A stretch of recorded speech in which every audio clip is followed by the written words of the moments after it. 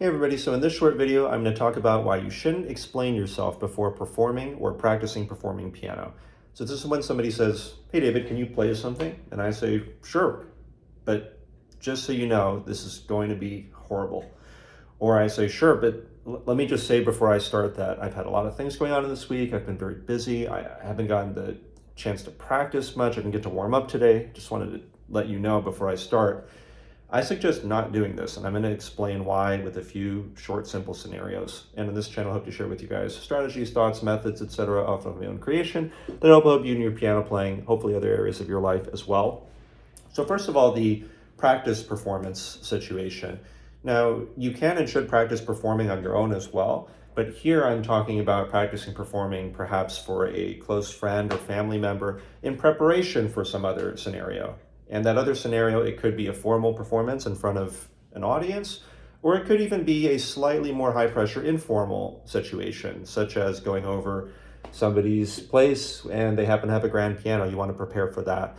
So the purpose of doing the practice performance for this close friend or family member is to practice your nerves, because you might be nervous during the real thing. And if you explain yourself before you play, you are actually relieving the pressure from yourself.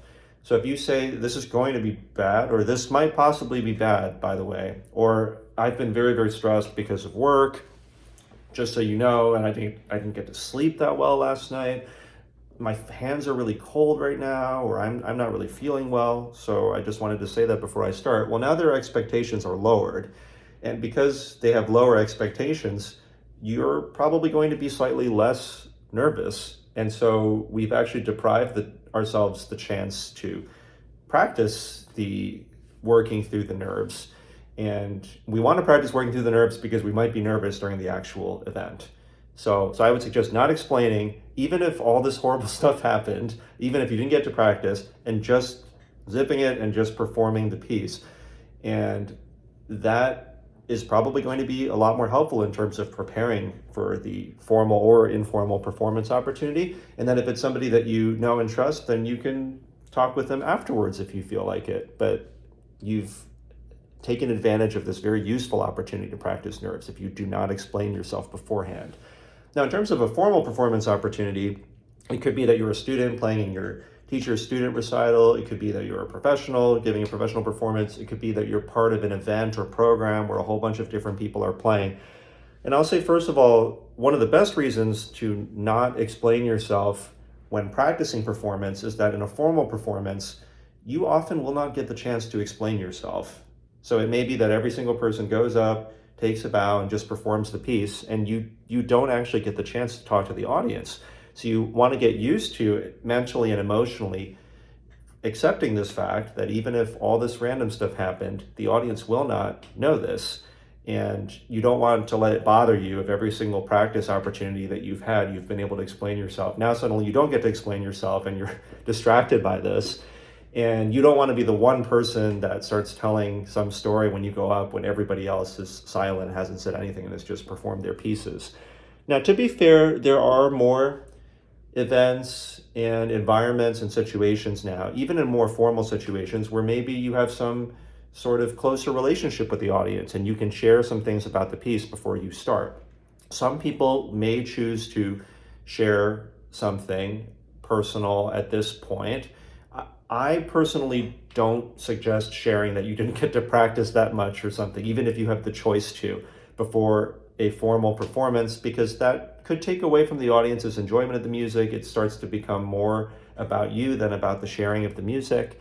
So that's just my personal thought. Even if you have the choice, I would suggest just letting the music speak for itself whenever possible. And finally, in more informal-ish performance situations, such as somebody comes over your place, your mom says, hey, why don't you play something for all of us here because it's Thanksgiving, or you go over somebody's house and they happen to have a piano and you want to perform something.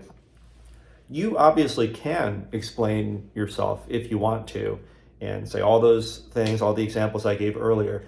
I would suggest not doing it because it honestly just typically looks and feels better if you can just sit down and just perform Clair de Lune, for instance, or River Flows in You or Furelise or whatever music it is that you're passionate about.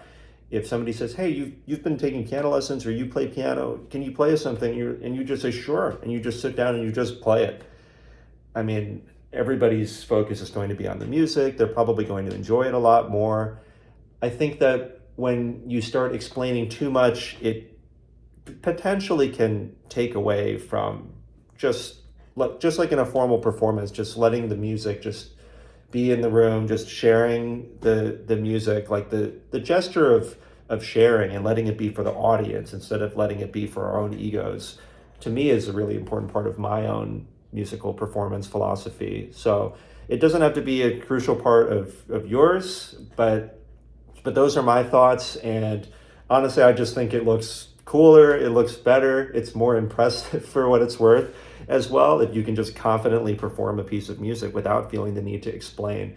So, and then afterwards, again, if it's people that you know and trust, you can share other things that happened earlier in the day, and that will probably seem more impressive as well too. So I think that the audience, even if it's an informal situation, they'll be more likely to enjoy the piece if they don't have so much explanation beforehand for all of the aforementioned reasons. And as a little bonus idea, I might have said this in another video before, if you have a formal performance and it's people that you don't know that well afterwards, and let's say somebody comes up to you afterwards and says, oh, that piece that you played, it was so beautiful, I loved it. If the piece didn't actually go well in your opinion, do not say to this near total stranger, oh, actually, it was way worse than in the practice room. It usually goes way, way better than this, because that will also take away from that person's enjoyment.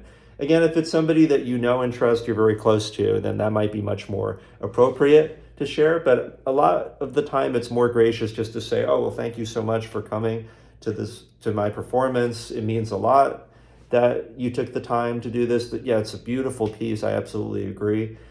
And that will probably come across much better to the audience member. They'll probably enjoy the event and the music much more. So anyway, I hope some of these thoughts are helpful, and let me know if you have questions. Have you had experiences where you explained or perhaps over-explained? Do you have any other thoughts here? And yeah, if you found this helpful, please like, subscribe, let other people know about the channel, and looking forward to the next one.